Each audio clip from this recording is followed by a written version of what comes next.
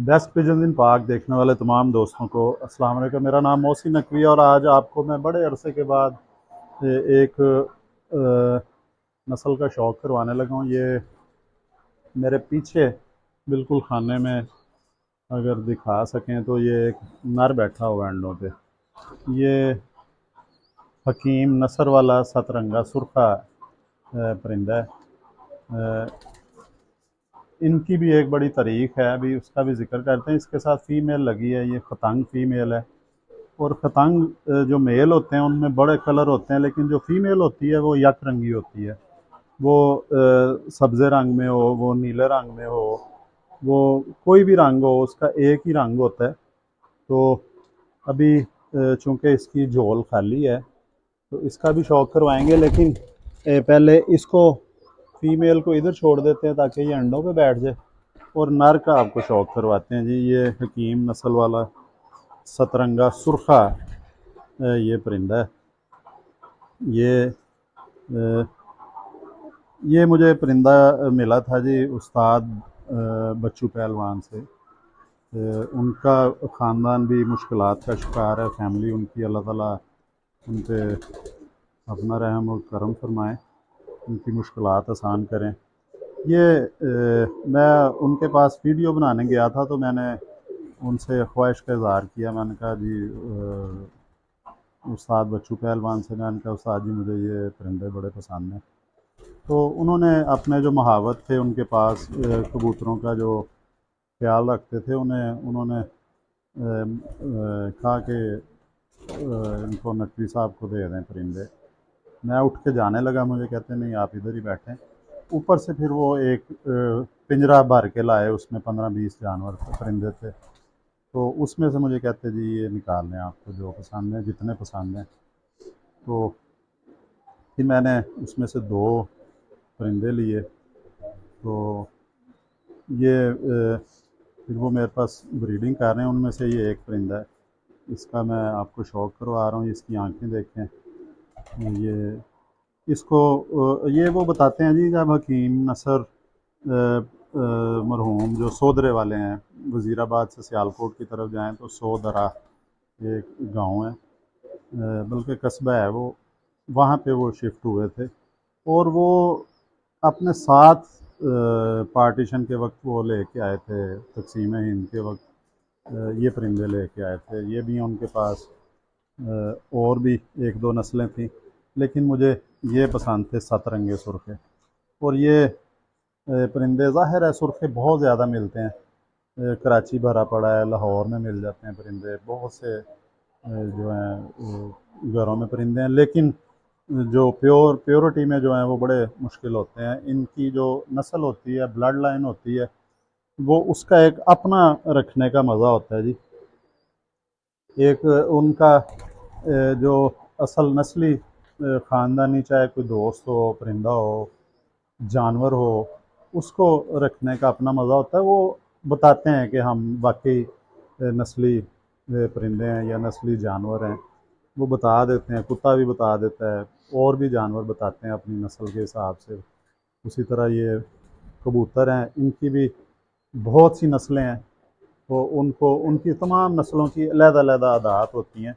परवाज़ तो सारी नस्लें दे देती हैं शाम तक, लेकिन इनकी जो आदतें होती हैं वो चूँकि मेरे ख़्याल में जो परिंदों का शौक़ है वो होता है 2 महीने उड़ाने का होता है, बैसाख जेठ। तो आम तौर पे यही 2 महीने होते हैं परिंदा उड़ाने के लिए, शौक़ करने के लिए, या मुकाबलों में बैसाख और जेठ में मुकाबले होते हैं। लेकिन जो बाकी 10 महीने होते हैं वो हमने बैठ के परिंदे देखने होते हैं। तो उसमें ये बड़ा, इनकी अदाएँ हर नस्ल की अलग होती हैं, हर नस्ल का जो चलना फिरना अलग होता है, इनका स्टाइल अलग होता है। जो कबूतर परवर हैं वो अंदाज़ा उन्हें है। और इसी तरह ही ये बहुत घर के पक्के हैं कि इनके ज़ाया होने का कोई ख़तरा नहीं होता है। यहाँ से ये जब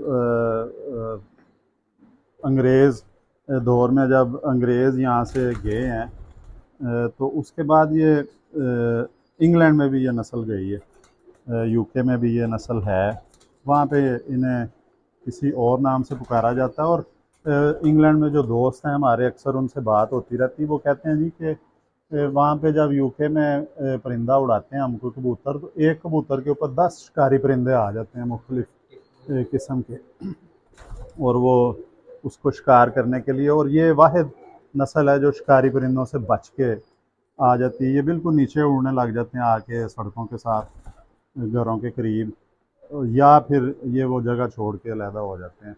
ये नहीं काबू आते। बाकी तमाम नस्लें जो वहाँ पे हैं, इनके अलावा वो ले जाते हैं शिकारी परिंदे, उन्हें अपना शिकार बना लेते हैं। ये बचते हैं। या फिर वो जो होमर कबूतर हैं, रेसी कबूतर जिन्हें कहा जाता है, वो शिकारी परिंदों से बचते हैं क्योंकि वो उड़ते ही नीचा उड़ते हैं। ये इसकी दुम देखें जी, बंद दुम है बिल्कुल। इसके आपको पंजे भी दिखाते हैं। अच्छा, इसकी भी बड़ी हिस्ट्री है जी। पंजे देखें कैसे खुश्क है, मज़ेदार कलर भी इनका। इनकी भी एक हिस्ट्री है कि हकीम नसर साहब का बताते हैं जी कि एक कोई महाराजा थे, उनकी कोई खतून थी मिलने वाली, बीमार थी, तो उनका इलाज किया था हकीम साहब ने। ये उसके पास कबूतर थे, बिल्लो नाम था उसका।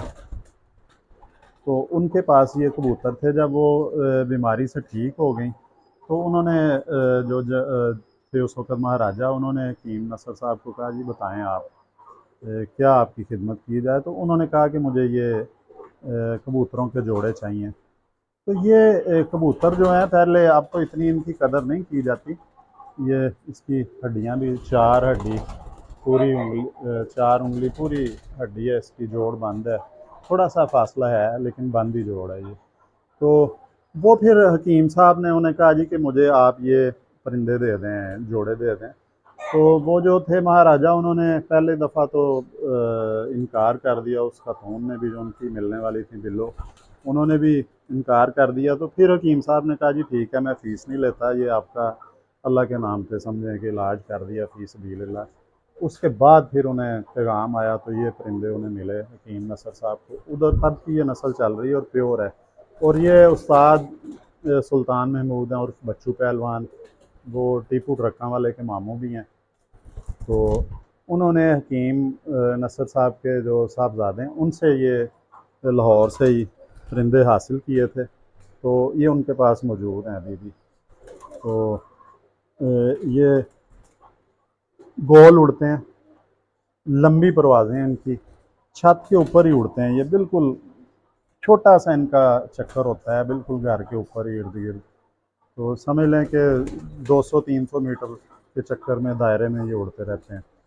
तो लंबी परवाज़ है इनकी।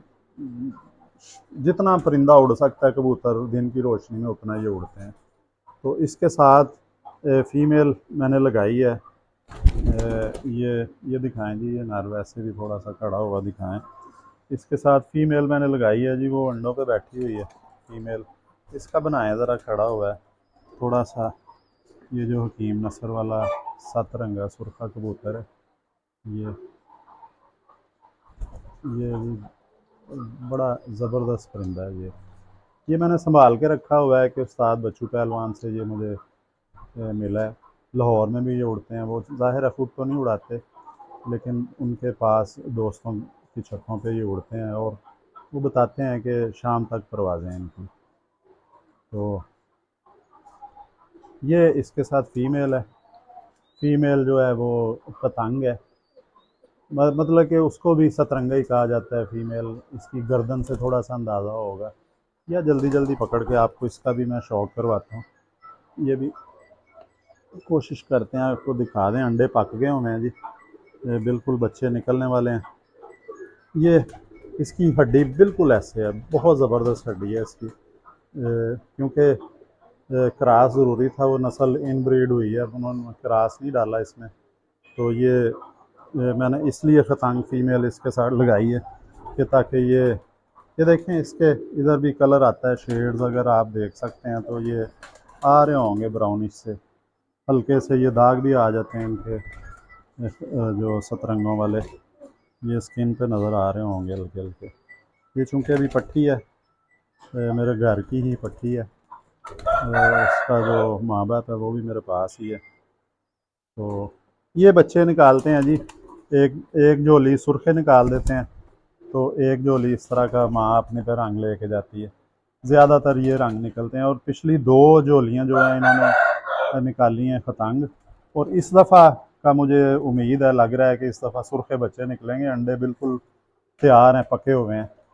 तो ये आज मैंने आपको ये भी एक बड़ी नायाब नस्ल का आपको शौक करवाया। ये भी नस्ल ख़त्म हो गई है, ये हकीम नस्ल वाले सतरंगे सुर्खे जो हैं। अगली वीडियो में इंशाल्लाह ताला आपको और किसी अच्छी नस्ल का शौक करवाएंगे। अब तक के लिए अल्लाह हाफिज़।